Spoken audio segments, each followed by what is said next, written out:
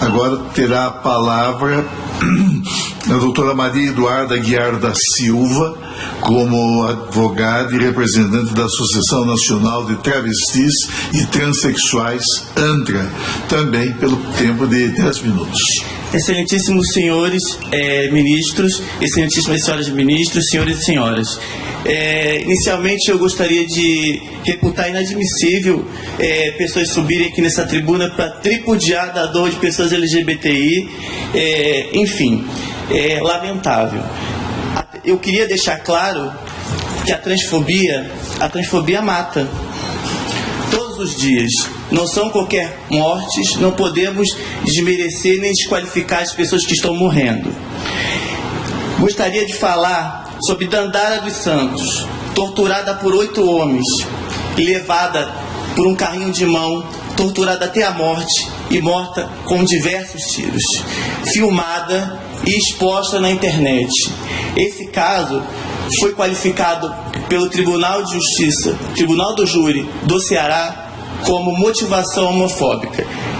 Houve um erro no caso, porque deveria ter sido por motivação transfóbica, mas mesmo assim o Tribunal do Júri entendeu a motivação por homofobia. Então isso já nos deixa um precedente de que o próprio judiciário já vem entendendo a necessidade de você qualificar a homofobia e a transfobia como motivações para os crimes que são cometidos pessoas LGBT.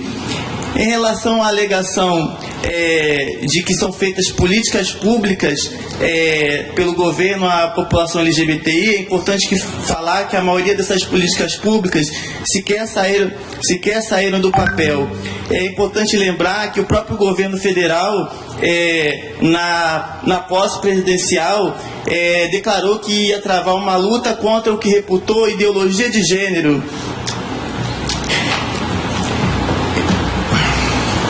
Eu gostaria de citar algumas pessoas também que foram vítimas de transfobia, só para exemplificar como que a transfobia é nociva para a nossa sociedade. Por exemplo, Jéssica Dime, morta aos 23 anos, 50% do corpo queimado. Seu corpo foi incendiado, ela foi amarrada e espancada em um ataque transfóbico em São Gonçalo. O menino Carlinhos, um homem trans que foi espancado até a morte, também em São Gonçalo, no Rio de Janeiro. Gostaria de citar Laura Vermon, 19 anos, assassinada quando voltava para casa em São Paulo. Ela foi assassinada, segundo investigações, por policiais. Uma travesti recentemente em Colatina, que teve sua cabeça decapitada, seus olhos arrancados e genitais arrancadas. Então, assim, os crimes de ódio não são qualquer tipo de crime, E por isso que nós temos que pensar como que é nocivo a ausência de leis, como que a subnotificação, por exemplo, ela induz uma falsa pretensão de que são só 163 assassinatos por ano. Por exemplo, a ANTRA, no seu dossiê de 2019, fez um apanhado dos assassinatos que ela conseguiu apurar em 2018. 163 assassinatos de travestis e transexuais, 80% deles com requinte de crueldade. Sabe quantos desses tiveram os seus agressores, os seus assassinos presos? 10%. E sabe quantos viraram processos judiciais? 4%. Então a gente tem, além desses casos que já são identificados como transfobia, como assassinato ou agressão por motivação transfóbica, apenas 10% de fato são investigados e 4% viram processo. É muito pouco. A lei, o Código Penal existente não contempla, ele é geral, ele é genérico, ele não funda uma base de dados que possa proteger a população trans e a população LGBT. É importante ressaltar também que a maioria das travestis e mulheres transexuais que morrem tem entre 16 e 29 anos. Se nós compararmos, por exemplo, os 163 assassinatos que ocorridos em 2018, em relação a 22 assassinatos a trans americanas, nós temos o assustador dado de que as transexuais brasileiras têm 7 vezes mais chance de morrer do que uma trans norte-americana. O risco de uma pessoa trans ser assassinada é 14 vezes maior do que um homem cis. E tudo isso associado à transfobia. A violência é a primeira instituição que uma pessoa trans conhece na sociedade. Segundo o IBGE, a expectativa de vida da população em geral é 74 anos. A expectativa de vida da população trans é 37 anos. São tirados 40 anos de nossas vidas. Quem chega aos 37 anos pode se considerar uma sobrevivente. A homofobia e a transfobia, então, seguindo a lógica do que é relatado, constitui sim espécie do gênero racismo.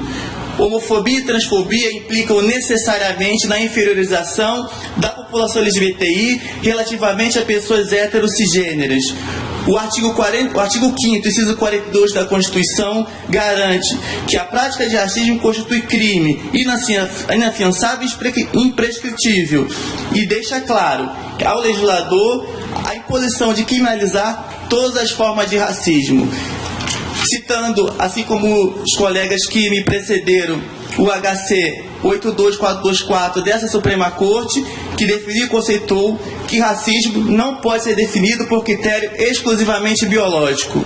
Portanto, o conceito jurídico constitucional de racismo é o de ideologia segregacionista, que prega a inferioridade de um grupo relativamente a outro.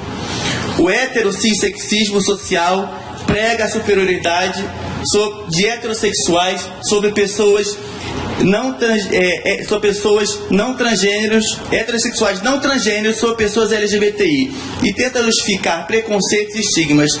O quinto princípio da Yogyakarta, inclusive que o Brasil é signatário e ajudou a construir, deixa bem claro que o Estado brasileiro tem obrigação de propiciar legislação específica que proteja a integridade física de pessoas de acordo com sua orientação sexual e identidade de gênero. Então, o Estado brasileiro não pode se furtar de legislar em relação à homofobia e à transfobia, inclusive porque ele internacionalmente já se comprometeu a fazer isso e se nega peremptoriamente.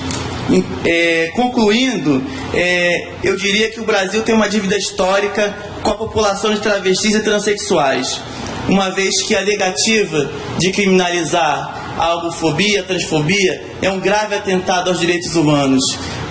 É um grave atentado que as nossas mortes sejam subnotificadas, é um grave atentado que não queiram reconhecer a vulnerabilidade social que a nossa população sofre.